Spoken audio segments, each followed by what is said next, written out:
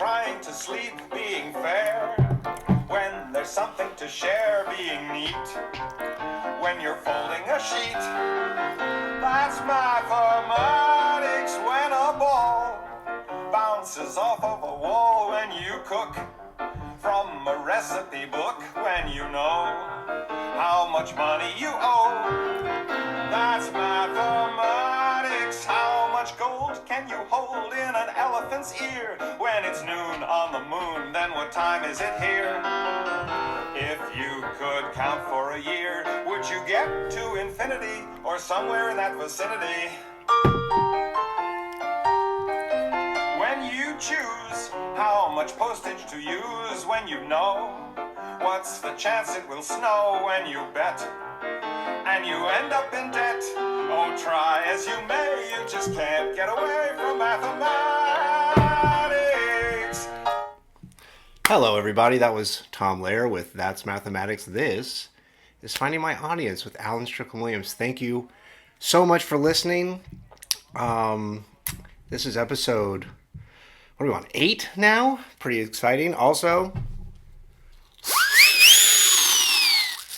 we hit 550 downloads this week. Thank you all for listening. Thank you for watching on the YouTube.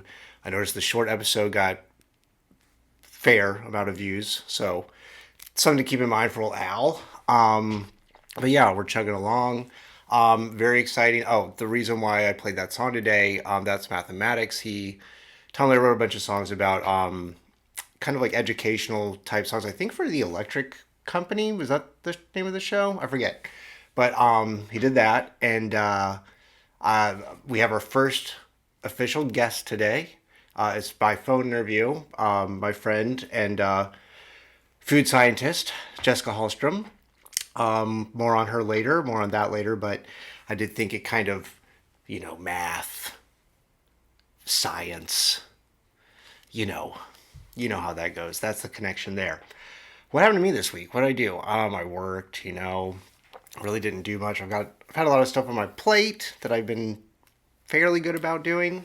Didn't really walk too much this week. I like to get a nice 40-minute walk in if I can every day. Just gotta stay fit. But more for the whole mental stuff. More on that later too. But it was great. I had a great weekend. I went Megan Keister, friend of the pod, friend of the Al, went to her wedding. Well, I guess she technically got married before, but this was sort of, they eloped, so this was sort of the celebration. It was at the, I never know how to actually say this. Let me look it up, actually. Oh, and by the way, it is 8:54 p.m. It is 70 degrees in Los Angeles, California. I hope you've been staying cool. Let me see if I can, it was at this thing called the Velislavice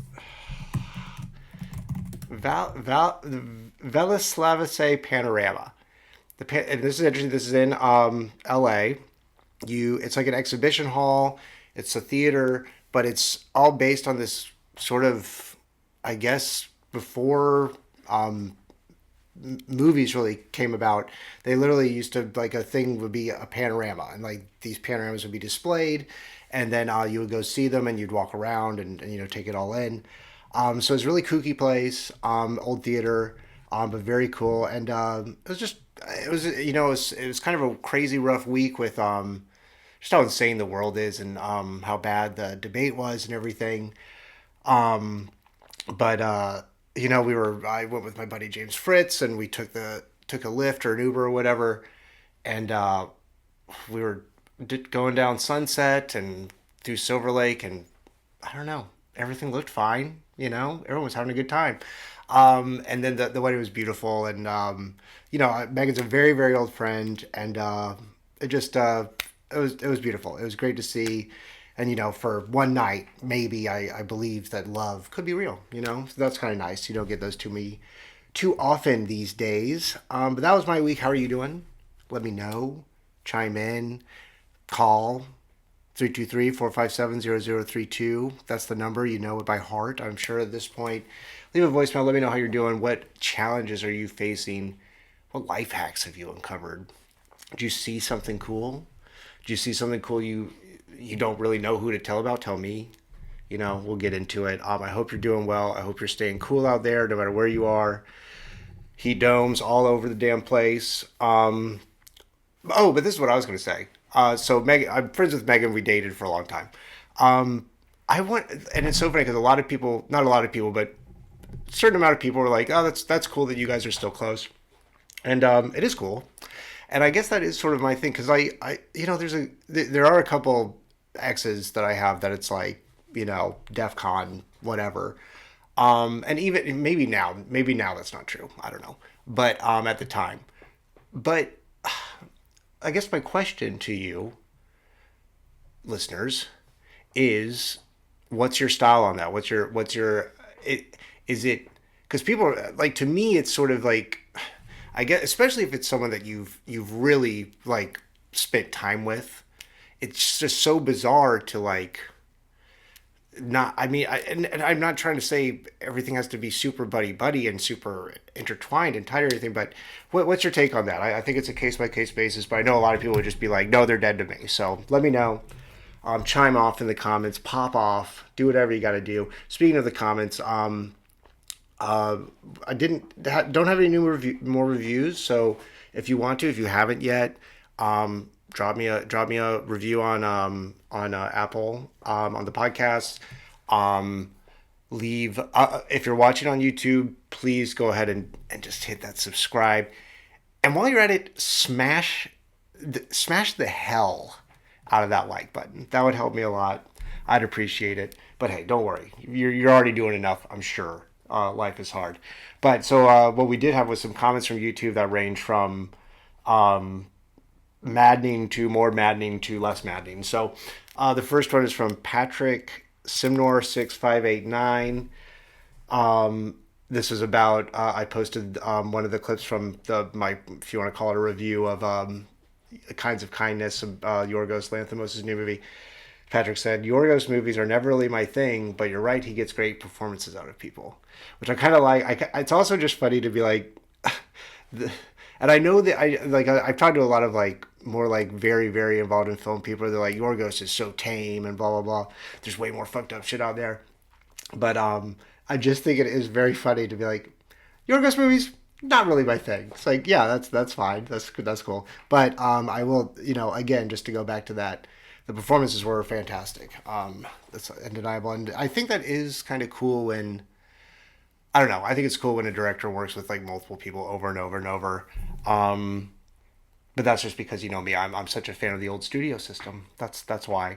And then here, okay, so then I posted the Hunter, and this actually might have been. Oh, this was.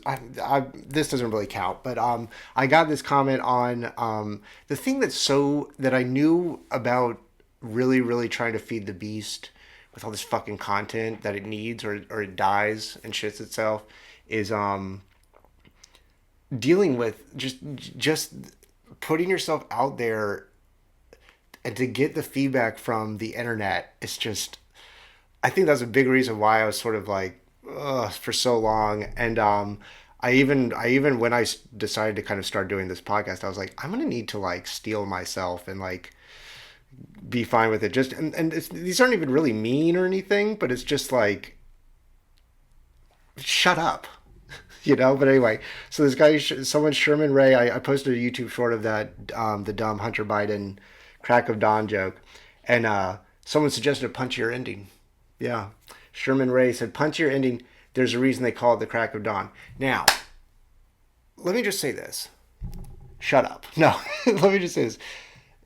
This is a good point. You want to hit the last part of the joke really hard, without the extra parts after it. I think probably I said I probably said they call it a crack of dawn for the crack of dawn for a reason.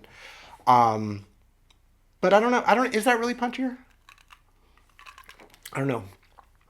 I'll try it. But also that was the other thing I will say in my defense, because this is still America, is I just threw that joke out. I didn't plan to do it that night. I was doing shows in San Francisco, which went well, but I just kind of was like feeling it and feeling good, so threw that in there. So I wouldn't say that I had prepared it as punchy as it could be. Sherman Ray. Hey, I'm gonna go through. I'll punch up some of your comments. How about that? How about that? And then I got this from this is from an episode of the podcast on YouTube a couple episodes ago.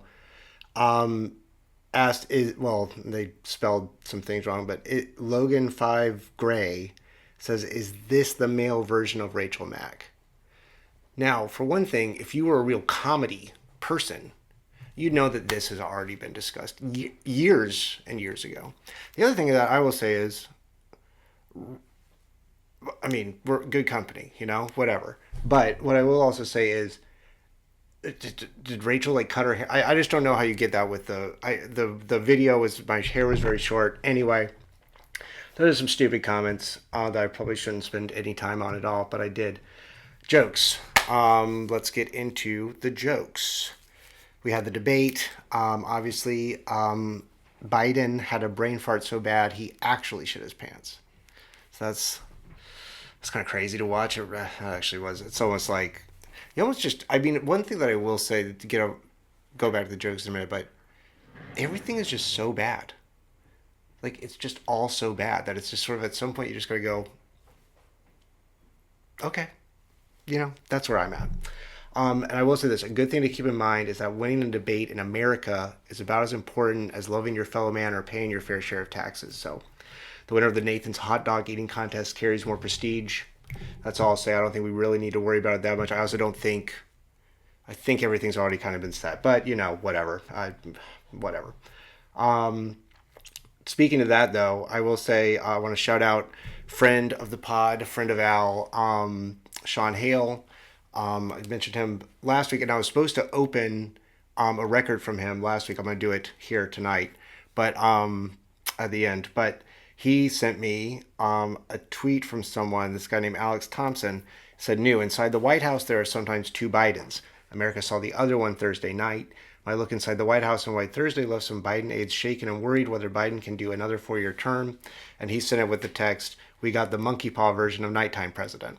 So for loyal listeners, maybe you'll appreciate that. Back to the jokes. LeBron James's son, Bronny James, was drafted to the Lakers under, accusations of nepotism and LeBron James using his power. But, there's another father who used his connections to put his son on the boards. His name was God. God was the dad. Let's see. I won't say that I've been doing badly, but I did recently Google how to live a more peaceful life. That can't be great. And you want to know when you would know you're really depressed? When you see one of those inspirational quotes on Instagram, and it really hits. Like you're scrolling and you see some picture of horses running around, and it says, "Sometimes you don't realize the weight of something you've been carrying until you feel the weight of its release." And you're like, wow, that's so true. Wow, fuck, I'm depressed. So that happened recently. And just a little about me to close out the jokes. I hate cucumbers, but I love pickles, which means what I really love is brine. Those are the jokes. Thank you guys. And then this is so fun. We had our first guest, Jessica Hallstrom. I met her through Babs Gray back in the day. I think one of my first booked shows in Los Angeles for sure. And we had a great night, instantly hit it off, good friends. They had, let me tell you, Jessica and her husband Reed, best great wedding food, and they're vegan. So it was all vegan, and it was like the queso, which I think is a very difficult thing to achieve, obviously, because it's vegan and cheese is not. I still think about it. The reason why I had her on is because I ate an ice cream sandwich, and I tweeted something dumb, and I thought, wait a second, is this food science? Jessica is pursuing a PhD in food science and technology at UC Davis. Her research focuses on the development of an environmentally friendly extraction process that can be used to fractionate several plant-based materials into fractions. I was reading this from her page. She is a former senior food scientist in research and development at a manufacturer of vegan products. Her background includes product development and commercialization from formulation to scale up.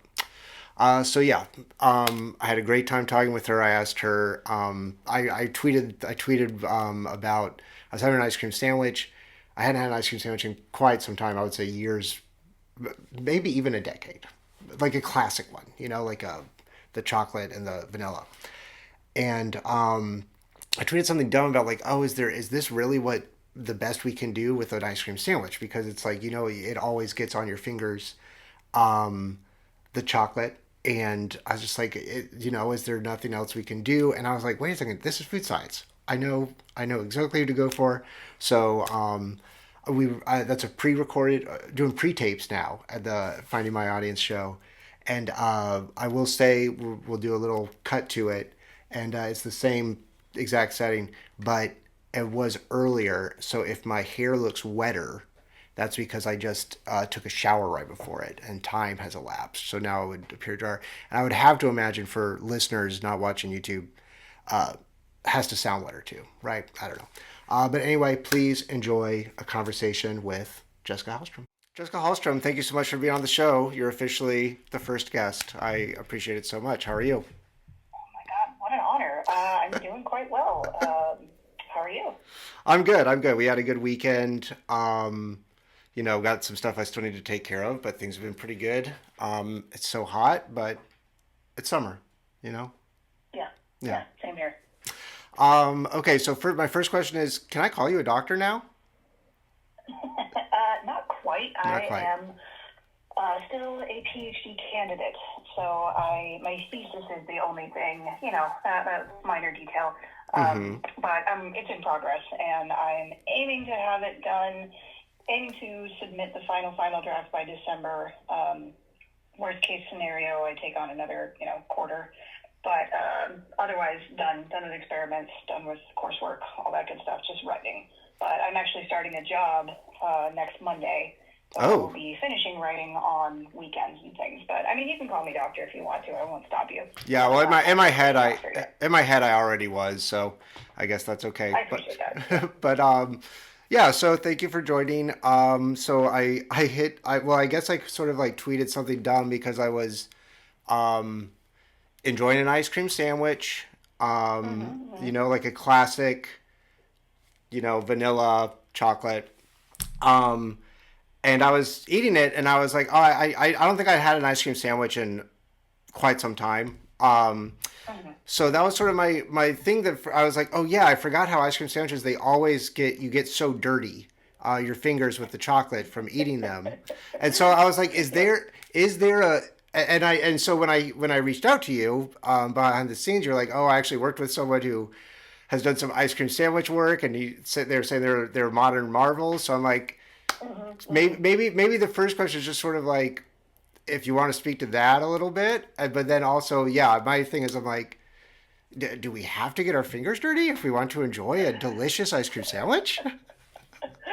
I feel you. Yeah, I mean, that's a constant struggle. I probably don't eat ice cream sandwiches as often as I used to. There used to be some really good vegan ones out on the market, and you don't see them as much anymore. I love the little, like, mini ones, you ever get those little guys? Those are the ones I was eating. They're perfect. They're just like, we'll pop, because that's all you really want. Like, if you ever get a full-size ice cream sandwich, by the end of it, you're like, feel like you do if you eat a full-size, like, hoagie or, regular sandwich. You just feel sick of it.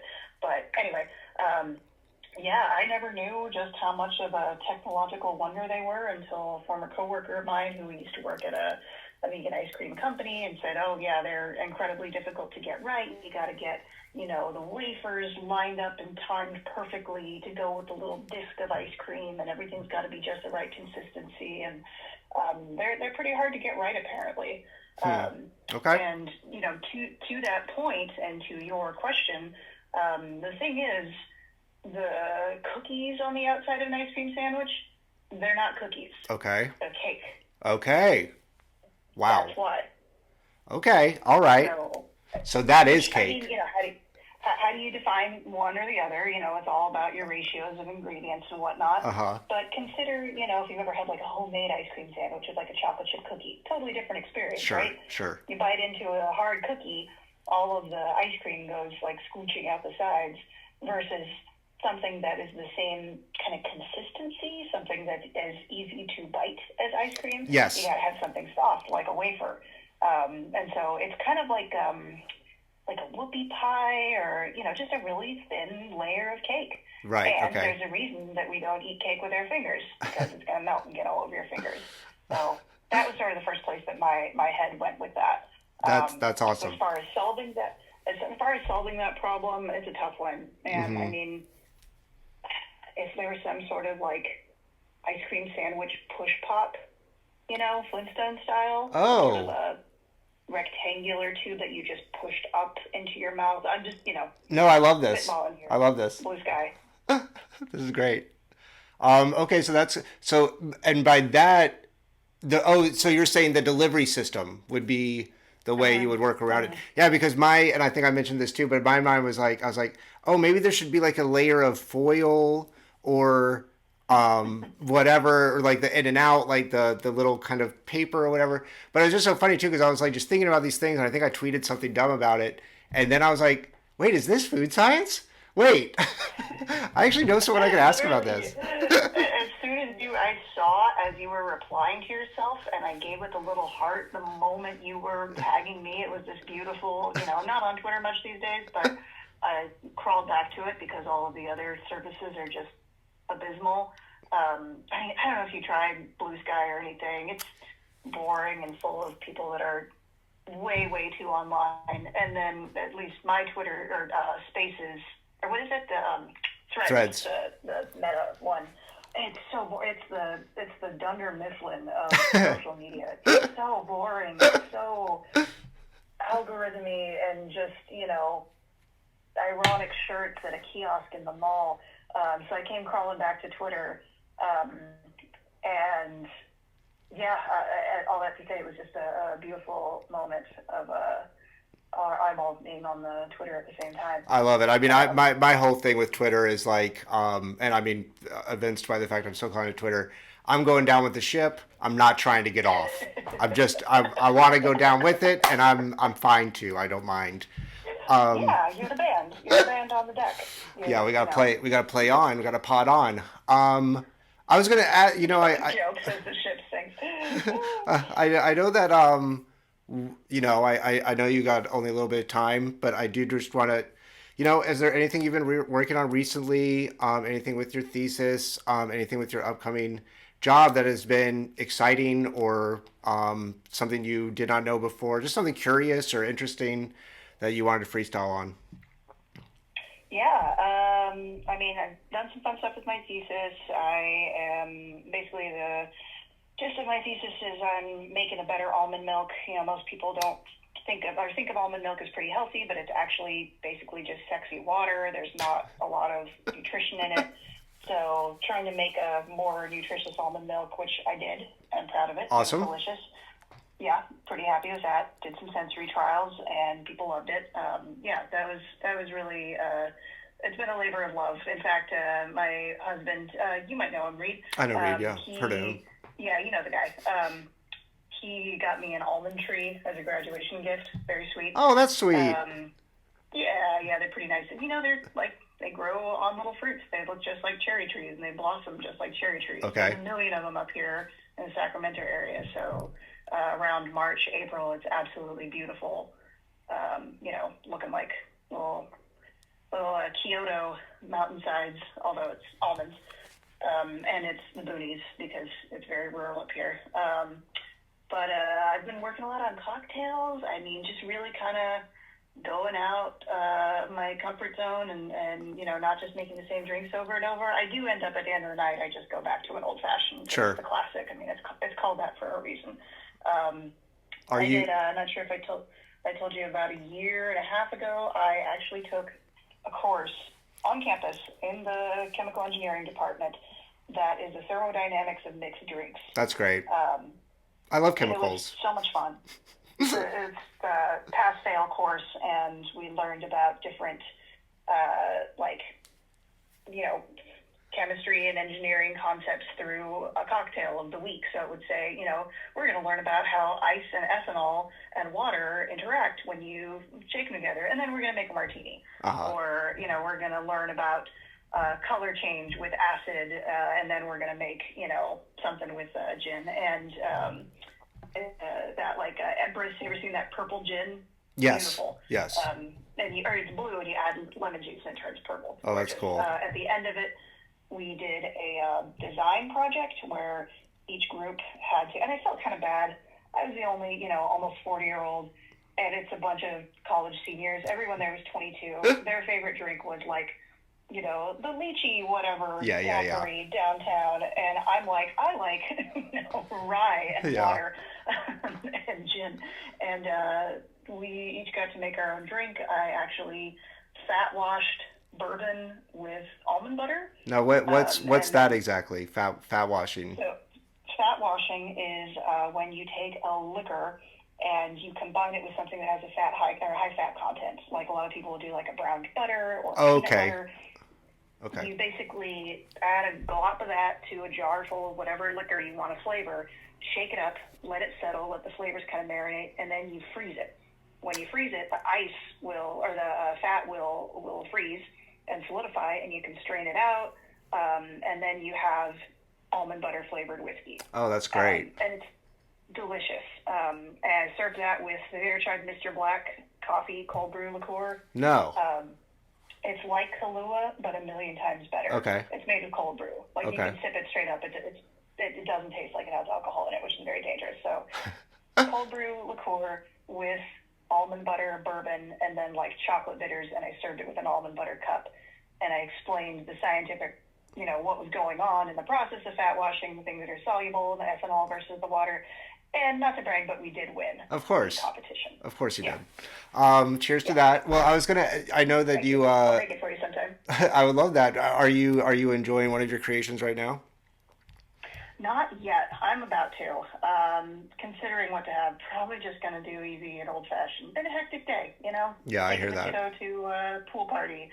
Had one of those, speaking of ice cream, got one of them ice cream maker soccer balls. You ever seen those? No. What? It's fun. It's great for camping. It's like, you put the ice cream mix in one side, you put ice and rock salt in the other, and you kick it around. And in half an hour, you have ice cream. That's cool. That's fun. Yep. Okay, well, I'll let you go. Thank you so. Oh, wait, I had one little simple question. This is just in my mind. So when I think of you, your life is lab coat all the time, lab. Like that's what because I started as pre-med in college, fucked it all up. So whatever. But a big part of it was like I could do the lab stuff. I did the pipetting. I did the what was the one, the bio, the gel with the DNA would splinter out or whatever. Some blood assaying and stuff like that. But I just couldn't hack it or whatever. So, but I'm thinking when you're working on the almond milk, do you have a secret project name for it? Or did you have because I just thought about this because you called almond milk sexy water. So I was like, what would be the or is this true almond milk? I guess is my question. This is hardcore, X-rated almond milk. No, it's very sweet and nerdy, but for myself, my PI, my, associate's partner who did the sensory work, and her PI, all of our names start with J, so we called it 4J. Oh, that's great. Make a little logo with little Jaybirds on it, but I'm not doing a startup. I'm not interested in that. Yeah. That's, but that was the fanciest we got with it. That's awesome. Well, Jessica, thank you so much for your time. I really appreciate it. My pleasure. I know there's a million other things you could be doing. But thank you for being the first guest. It really does mean a lot. Yeah, big fan, long-time listener, first-time guest. And we're back. That was great. Thank you so much, Jessica, for joining the show. Really appreciate it. If you guys have any food science questions, maybe we could do a annual check-in with Dr. J, as I like to call her in my head. Let's go to some voicemails. I posted a little just story on was it Friday night, and 4 people saw it and immediately called, and that just really means a lot. So let's kick these off. Let me just do the levels really quick. Okay, we're doing all right. Let's go. Hey, Alan. Jonathan Brock, third-time caller here. I went to Vegas not too long ago, pretty recently, as that would imply, and I was just curious. You got any fun gambling stories or anything where things turned out well for you, or really not like me? But get it next time.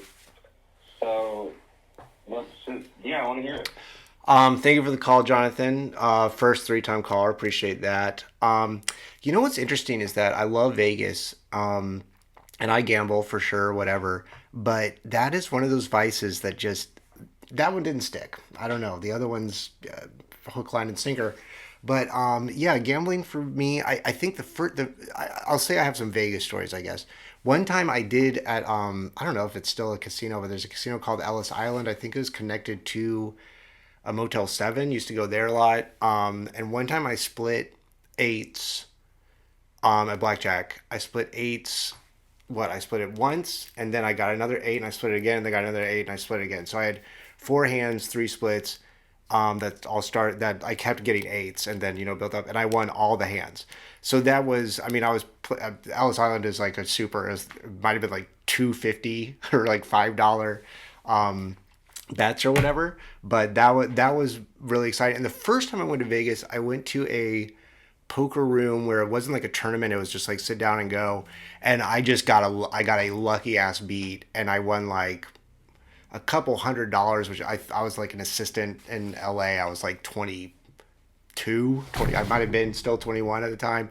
I was like, I'm good. I'm good. So for me, it's interesting because it's pretty easy for me to walk away. Now I've still lost, some money here and there, but like I think the last time I was in Vegas. I was driving through when I was on tour, and I got rerouted. I was supposed to go up to Northern California, and there was a snow blizzard or flash storm, whatever you want to call it, on the Grapevine. So like literally up in the mountains on the five, everything just shut down and no one was moving until they brought out some trucks and cleared the way a little bit. But that I had to reroute to Vegas to go to Salt Lake City. So I spent a night there, and the great thing about Vegas is like hotel rooms are like 55, $60 at some places. So I went to, I forget which one it was. Maybe it was the Hilton.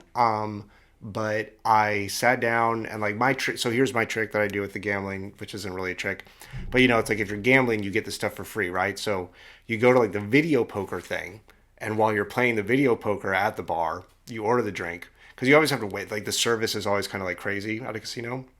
Excuse me. But I won like I like won something on the video poker, which I feel like you never win video poker. So I took that out immediately, and then so I basically just do that to gamble and then get a free drink, and then I take that and walk around the floor.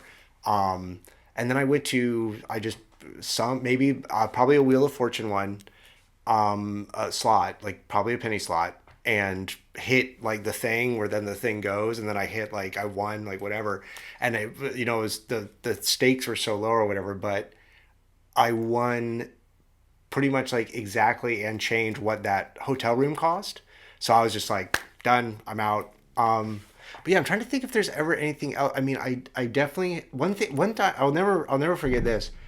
One time poker was really cool, and like, I'm really old. So poker was really cool in like 2008 to like 2000 like 10, 11. I felt like at the end of high school, so actually earlier. So it was like we were playing poker in 2000, like 2004, senior year of high school, and then through college, I remember it being a thing. And this was back where you could like they didn't have the laws in place yet, so you could like online poker, like I think through like probably Cyprus or something like that. But I do remember playing with some friends and some of my friends when I was home from college, visiting their colleges, and I bet this one guy that was just such a like piece of work. You know what I mean when I say a piece of work, like a piece of shit. And he did something where I saw him like he like sat down, and we were in some shitty apartment, and we were smoking like cigars or whatever and this guy like poured out his pack of cigarettes like onto the table to just like have them out. and they were fresh pack. Like, this is the other part. There was a fresh pack. He's like, I'm gonna smoke a lot tonight. I'm like, okay. And I was like, you didn't pack them? Like, the whole thing with packing? And he was like, I smoke them too fast to pack them or something like that. I was like, okay, these are the things I remember. And I think one reason too why gambling, I did not grow up with it really at all. I mean, I guess we would go. Florida just recently outlawed greyhound racing, dog racing. There's a track in Orange Park, Florida, where I'm from, and here and there we'd stop by there, me and Dad. But I think it was the first time I went to Vegas. I saw a married couple at, I want to say, Caesar's Palace, one of the nice ones, whatever. And these people were just like yelling at each other, and he was just like, "Give me more money," and stuff. And I was just like, "Oh, just like, I don't know, give me a junkie over that, I guess is what I'll say." But yeah, get him next time, Jonathan. Thank you for calling in. Appreciate that. Hey, when you call in to Finding My Audience, you always win. So let's just say that. Next up, here we go. Hey, Alan. This is Roxanne from Chicago. I had two questions for you. The first one is, when do you consider a twig to become a stick, size-wise? And then the second one was, if you had free tickets to the Black Eyed Peas, would you go? I hope you have a magical evening. Thank you. Thank you, Roxy. Thank you so much. Roxy is, I don't know how, did we ever actually meet? I don't know. I know that, she's Chicago. So I kind of like every once in a while I'm around there, but it's like hasn't been able to work out in a while. But we've been long time online friends. So let's see. Let's take the second one first. Yes. I think you have to go to Black Eyed Peas show just on the off chance that Fergie pees herself again. Right? You guys know about this? Look it up. Let me see if I can. Let's see. Fergie pees herself, and I think she's wearing like crazy like. Okay, no. By the way, she's wearing like cargo shorts, and it comes up as classic cringe pic. And it's like very obviously like she peed herself, and I think she tried to pay it off as she was sweating or something. But anyway, that would be my reasoning. And come on, they got some hits, even for the anthropological aspect of it alone. I think you got to go to Black Eyed Peas. First question: twig becoming a stick. This is harder. I feel like a twig. See, here's my thing about twig, stick, branch. I feel like a twig is like something that is something that breaks off of a stick or a branch. Like, it's almost not. I guess the size would be like, it's like way thinner, but maybe not shorter, because sometimes those things like grow out, but then they break off. I would still say that's a long twig, but that's still a twig. But I'm not a scientist, so that's what I think about that. Thank you so much for calling, Roxy. I appreciate you. Let's see, who do we got now? Hey, Alan, it's Jamie Clark out in Oklahoma City. First-time listener, first-time caller. Wow. Just wanted to ask and see what your opinion on dad rock is. Is there anything that you fuck with there? You've got a dad rock vibe, no insults. Oh. That's something you don't care for. But yeah, I'm curious to see, you fuck with Steely Dan, you fuck with Wings, the Eagles. What's your bag, brother? Hope you're having a good day, and I hope you find your audience. Bye. Jamie, that phone call makes me feel like I'm getting closer and closer to finding my audience every day. Thank you. Great question. That is interesting. I'm interested. My question to you is, where's the dad rock vibe coming from? Because I'm neither a dad. Guess I do kind of rock. By the way, that was the funniest part of the debate to me, was when Trump was asked about 2020, pandemic, whatever, and he goes like, everything was rocking good. I was like, damn, everything was rocking good. No, but Steely Dan, yeah, I fuck with Steely Dan. I mean, I really only know like their big songs. My mom was named Peggy, so there's a little bit of a connection there. But like I'm like Tom Petty, like Tom Petty's like huge for me. I don't think Warren Zevon's exactly dad rock, but he's from that era. I mean, I will say I've been listening to that dumbass Kiss song recently, that I Was Made for Loving You or whatever, because it was in that corny ass which I did enjoy, but it was corny. Not Hitman. The Fall Guy. I've been listening to that on walks recently. And you know what? One of my favorite things to do, and this is definitely, I would say this really fits into dad rock, is you can just, and anyone can do this. I did that. I was with the boys. We were in Puerto Vallarta, and it was like down in Mexico, and it was like every day it would like get really cloudy and like furious storm for like 30 minutes, and then it would be over, and then it would be like the sun was out.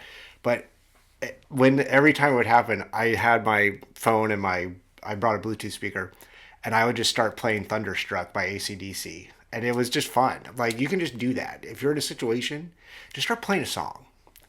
It could liven things up. But beyond that, like I mean, oh, and the reason why I thought Warren Zevon is because the Eagles, they did the vocals for Warren's first album, and it was definitely of that era. But yeah, I mean, for me, really, it would be like I think the most dad rock thing that I'm like full throated for it would be Tom Petty, and the Heartbreakers as well. But yeah, thank you. And then of course, whenever Wings comes up, I always have to quote Alan Partridge, another great Alan, who said, "What did he say?" Steve Coogan's so funny. He's like, "Oh, Wings is the band the Beatles could have been," which I think is very funny. But thank you for the call, Jamie. Appreciate that. Hope Oklahoma City's going well. I had one of the really, really fun shows of one tour out in Oklahoma City that the Martin Duprass. If you're out there, look for them. Find them on Instagram or whatever. The Martin Duprass, Duprass. They put on great shows. They're super funny. That's what I'll say about that. And here we go. Our last and maybe best voicemail. Hey, Alan, it's Rachel Fisher. I really like your outgoing voicemail, calling me a brave soul. Not to be hacky, but as a millennial, I don't remember the last time I left a voicemail. Sometimes I hang up when I call a customer service, and they're like, if you want to leave a voicemail, we'll call you back. I'm like, I don't want to do that. Anyway, I thought of you because I'm making a key lime pie right now. Great. And you were always such a #1 fan of my key lime pie, and obviously you're from Florida, so that you're actually the reason I first made a key lime pie. You're probably... I'm just pausing for just a moment because, Rachel, I think about this pie all the time, especially when I'm like at a situation where I could order a key lime pie. I always think about it. It really was the best one I've ever had. So thank you for that. And thank you for, I didn't know I was the first one you made one for, so I appreciate that. Rachel used to do a podcast where she would like make the guest a pie, and really good, fun podcast, great pie. And now she does with Desi Jetikin. They do the Hollywood Crime Scene podcast. Check that out. Okay, I'll stop plugging for other people and go back. The only reason that I ended up liking key lime pies because I've had a lot of bad ones and I didn't like them. Yes. For a really long time. Anyway, I don't have any jokes or anything, and I was planning on calling you with Desi, but she's out of town. We're taking our annual break that we do every summer for our podcast, and honestly, it's like she's been gone for 3 days, and I don't like it. I miss her already. Aww. And we'll definitely call you back again when she's back in town in a few weeks, and we have to get together. We need to go back to Taylor's. That was like such a fun dinner. Yes. It was right before the pandemic. Mm-hmm. We got to do it again. Get the whole gang back together. Anyway, love you, love the pod, and please come on our pod anytime you want. Bye. Rachel, thank you so much for calling. I will take you up on that, by the way, once I have a more firm date of when the album comes out, maybe. How about that? But, okay, so a couple of things here. The pie was awesome. You're awesome. Desi's awesome. We had a great time. So back in the day when Twitter was still cool, there was like a late night group of people, that would always kind of end up interacting, like on the timeline, DMs, whatever. And we started calling ourselves, was it the Horny Posse or something like that? Or just like the Horny Twitter thing or something? Horny Twitter, maybe that's what it was. But so it was like me and Rachel and Desi. I think maybe James was there, and was James? Yeah, I think James was there. And then God, who else is there? Steve Fernandez. God, that literally feels like a lifetime ago. But that was a great night. And I will say though that I went to Taylor's fairly recently, and it just like it fell off or something, or maybe it was an off night or whatever. But I remember being kind of like, okay. So what I'd throw back is you know, being what that group was, maybe we should go to an oyster place, or we could also just do Musso and Frank or something. But whatever, I'll go back to Taylor's with you, with anyone. Thank you for calling in. I really appreciate it. Those were the voicemails. Oh, we got to unbox some stuff. So first up, got this. What do we got here? Oh, okay. Driven to distraction, recognizing and coping with attention deficit disorder from childhood through adulthood. The essential reference that revolutionized our understanding of ADHD, now revised and updated. So I had a friend, Connor, who talked very highly of this book, and I've just been having so many issues recently with, I'm not saying I have ADD, but with focus. Like literally the other day I was like cleaning, like sweeping, cleaning the floor, and I kept just kind of without thinking, like putting it down, going over to my computer, writing this long joke I was working on, and then I would catch the mess that I hadn't finished cleaning yet, and then without thinking just go back and then like I think it must have happened like 3 or 4 or 5 times, and I was like, what the fuck is going on? And things like this have happened a couple times recently. So I reached out to my buddy Connor, and I was like, what was the name of that book? And I'm going to order it and get into it. And I was very, very happy to see that the authors are actual doctors, because it doesn't feel... And you know what? Being against self-help, I feel like that... I'll take anything you got at this point. You know what I mean? I feel like that's a very sort of like 24-year-old... Although now the kids, you know, they need all the help they can get too. I mean, I get TikTok in a lot of ways is like... Or social media in a lot of ways has just become a like... constant churn of self-help-ish type things. But I also watched an interview with one of the guys, and it does seem to be rooted and you know, maybe that's not even the right approach or whatever, but I'm interested. I'm going to take a look at this, read it. We'll talk more about it. If anyone else has issues, like, you know, chime in, say something, give me a suggestion. Have I just done too many drugs? Am I old? Is my... the asbestos down here finally hit. I think that's more of a lung thing. But anyway, we'll get in more to that. Oh, damn it. Do I not have a knife? I usually have a knife on me. But I don't. You know what? We'll do this for the Patreon. How about that? I'm Alex Strickland Williams. Thank you guys so much. I appreciate it.